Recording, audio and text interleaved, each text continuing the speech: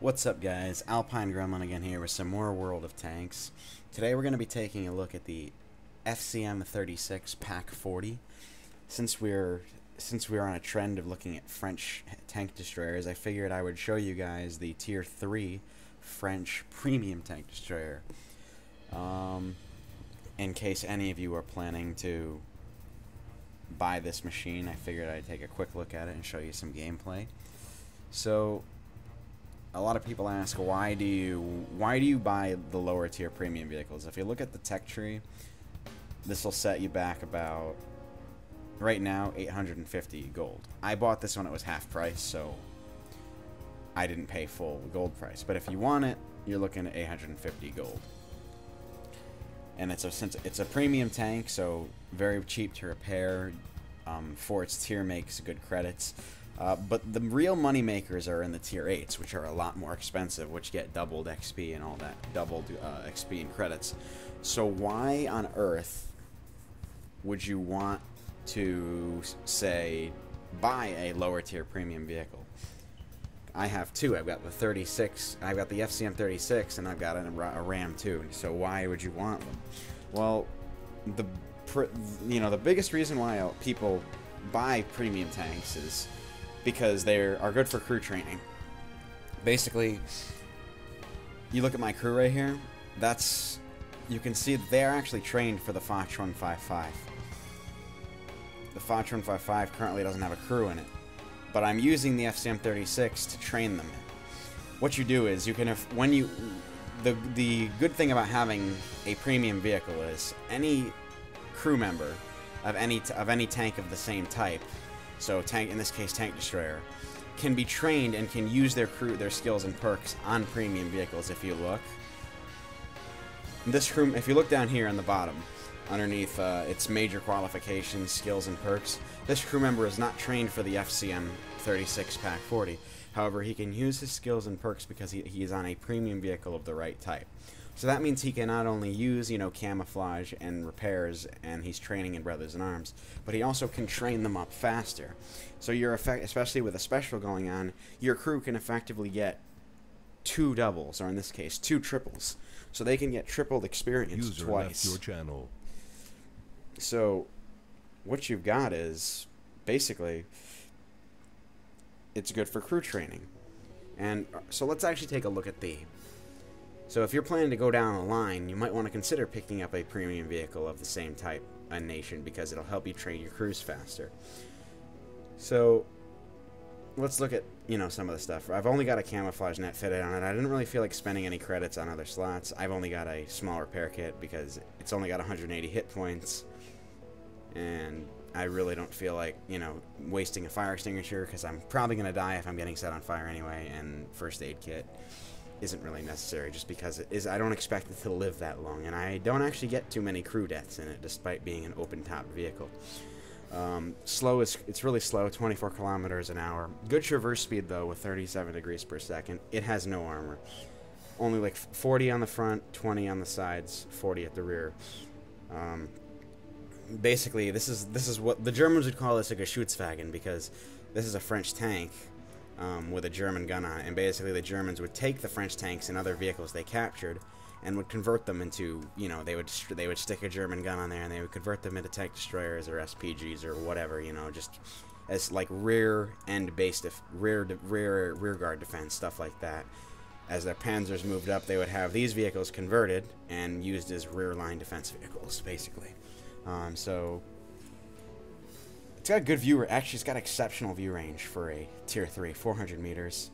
Signal range is 310 meters. You've only got a Tier 3 radio in there. That's to be expected. The gun is pretty good. I would consider this to be a pre-nerf slower Martyr when the Martyr was actually really competitive. 75mm gun, 15.92 rounds per minute, so it's got a really good rate of fire, about a little over 3 seconds. 98mm of pen with standard ammo is more than enough to really deal with a lot of the vehicles you're facing, with the exception of Tier 5s that's pushing it, in which case you can load premium, but I never really do.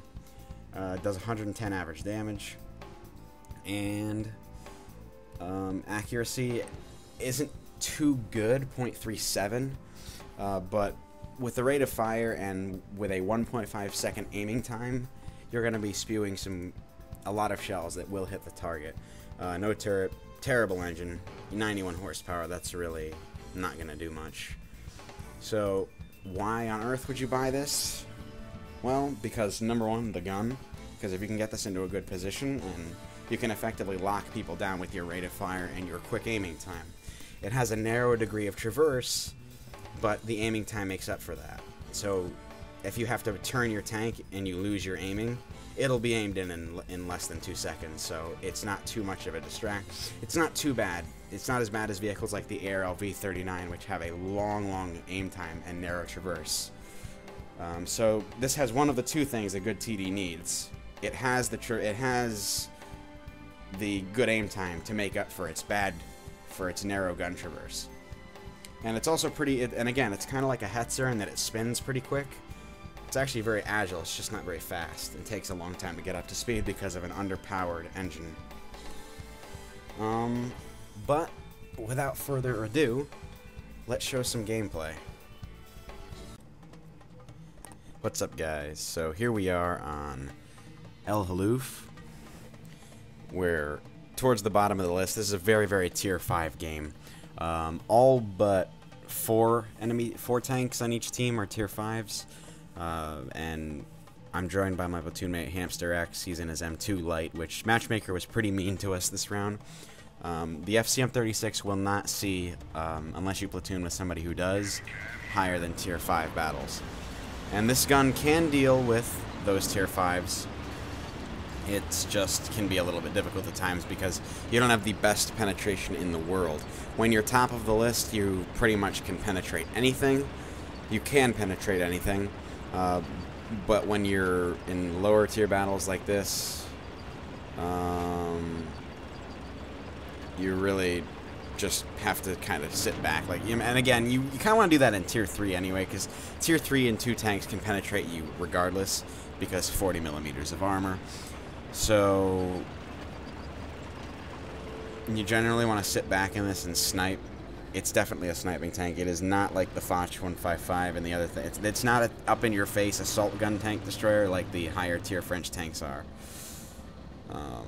So here we are. We're just providing some overwatch on this hill. And nothing really showing himself. We do have a Panzer IIG on the cap. And only a couple people have been spotted. A T-49 and an enemy M3 Lee. So we're off to a slow start on Hallouf. I put it up to medium, comes down the hill, fire, but I bounce off his tracks.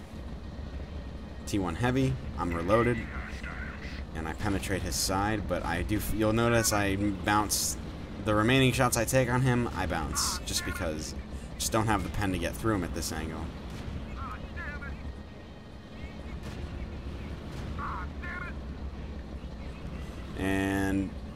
But again, you can see, even though it doesn't have the best accuracy, I'm ready to shoot again very shortly. Now, I'm definitely spotted. I take a hit for 48. You can see where it penned right underneath my gun mantle. So I'm going to go ahead and back off for now because I want to lose my spot. Again, we're just trying to play this a little bit conservatively because we are definitely the little fish in a big pond here.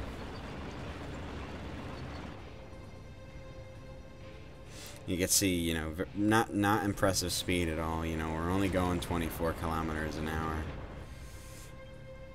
as we trundle along to another shooting position. I'm trying to get... basically, that Panzer IIG played a good game. He basically pressured us the whole game on that cap for the most part.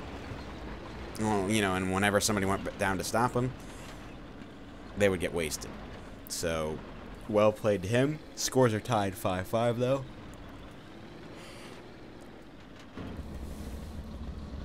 I'm about to lose another tank. Trying to kill him. And there we go. T-49. I could definitely pen him. You can see how quickly I aimed in. I tracked him. And he's down. Ready to shoot again though, because that's that quick aim time. Shoot again. penetrate the Sherman, but I lose the spot. I take a couple blind shots here, but I don't connect with any of them. So not sure where he is. Oh well, we'll just have to forget it for now. Take one more hit, and then we'll just say screw it for now. We'll wait for him to show himself again. So there's that bastard Panzer II-G again. He played a really good game. He really did. There's a T-14. He's not in cover unlike the M3 Lee, so I will not bother shooting at him. I'll just shoot at the T-14. So we're shooting at the top of his tank, so our gun has more than enough pen to get through him.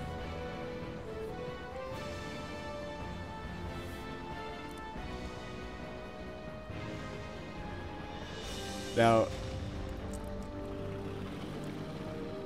there's a T-18. I'm going to make quick work of him. There goes one. You can see, and against tier 3s, you can see this gun does some very good damage. Took him down to, you know, a fourth of his health with one shot, and then the second one was ready to go because of that aim time. So I'm going to move up a little bit. I'm going to see if I can't get into a better position to cover that Panzer II-G on the cap. But I don't want to go out there too far because there's still several enemies on the other team.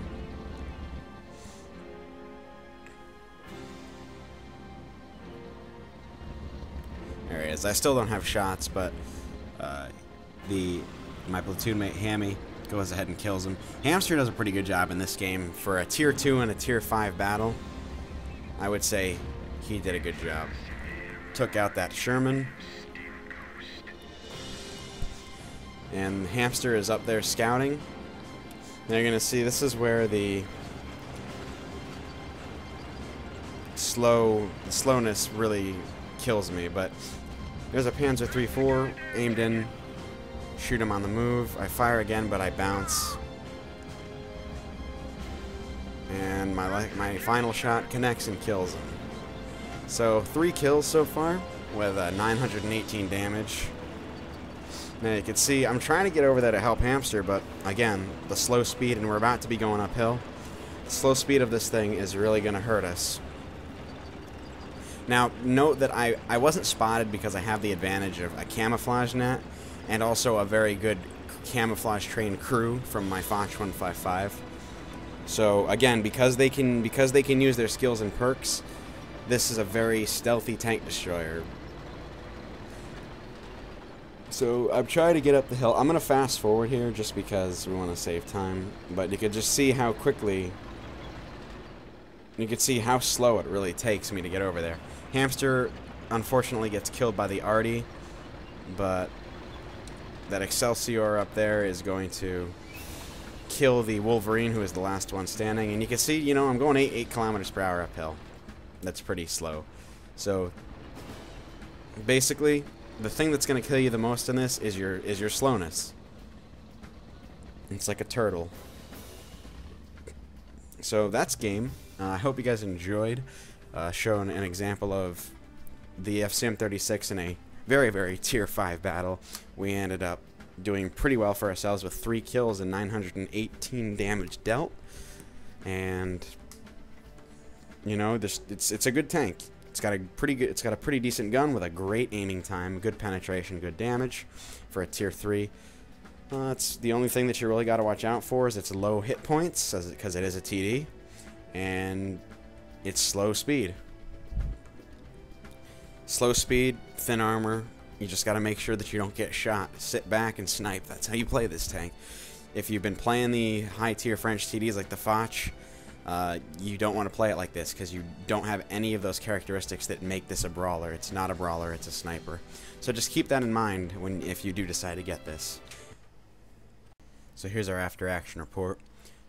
With premium we got 21,384 with a 3.1k experience, so pretty good. Tripled special weekend, we got a couple extra 1,000 credits. We got an 82% hit ratio with 18 hits out of 22 shots fired, 156 damage upon detection, and 918 average damage dealt. So pretty good result. And that is the FCM36 PaK40 Premium Tier 3 French TD at the bottom of the barrel in a Tier 5 battle. So Hope you guys enjoyed this video, and thanks for watching. I'll see you next time.